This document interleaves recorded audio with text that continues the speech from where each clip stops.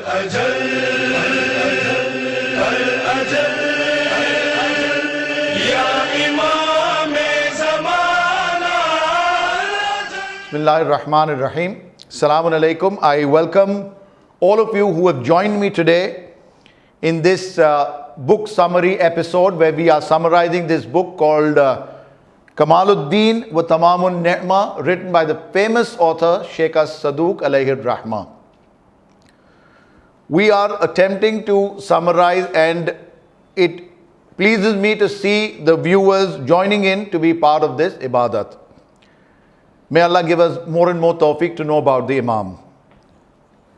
We are now on the third episode, and we shall now be moving on to review the first chapter, which is about the occultation of Prophet Idris alayhi salam.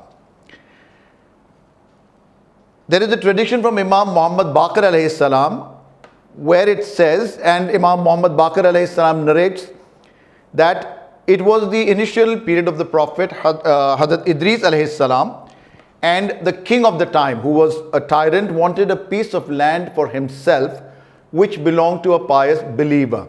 The believer refused. The king consulted his wife, who plotted against the believer. She got together a group of people before the king who testified that the pious man had turned away from the state religion. And as per their strategic plot, the king, on hearing this, ordered his execution and confiscated the land. Almighty Allah was angry at the believer's murder, and he revealed to Prophet Idris alayhi salam to go and tell the tyrant ruler. And these are Allah's words, which I quote.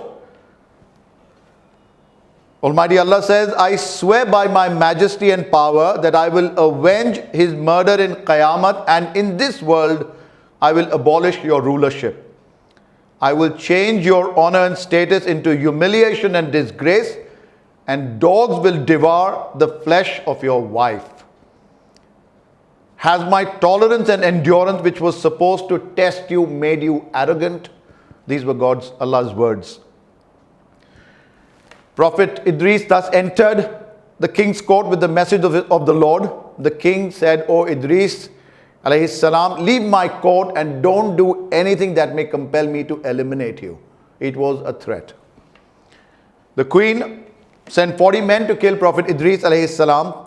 Allah once again revealed to Prophet Idris alayhi salam to keep away from the king, and Prophet Idris prayed, O my nourisher, I have a wish.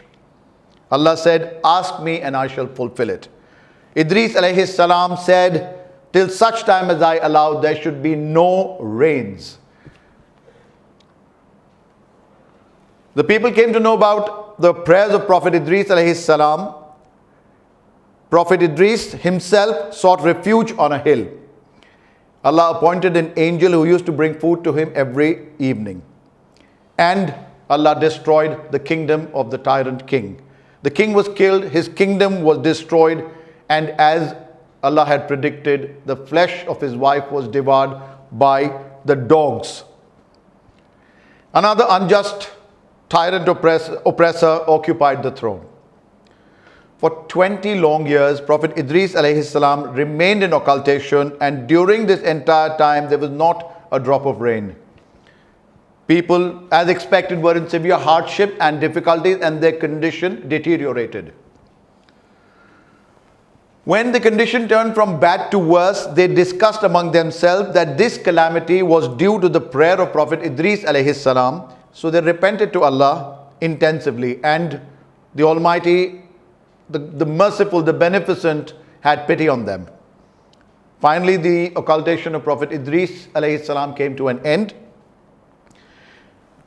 However, when the unjust king, the tyrant of that time, heard this, he sent his men to kill Prophet Idris alayhi salam. But when they reached Hazrat Idris alayhi salam, he cursed them and they all died. Finally, the king relented, together with the people, came to Idris alayhi salam, and they all stood helplessly before him and requested him to pray for rain.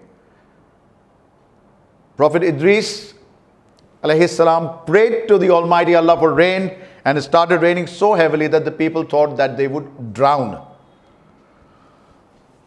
Just as the reappearance of Prophet Idris was accompanied by bounty, the rains of mercy, may we get the opportunity to witness the universal divine mercies which accompany, which will descend along with the majesty Hazrat Mahdi alayhi salam.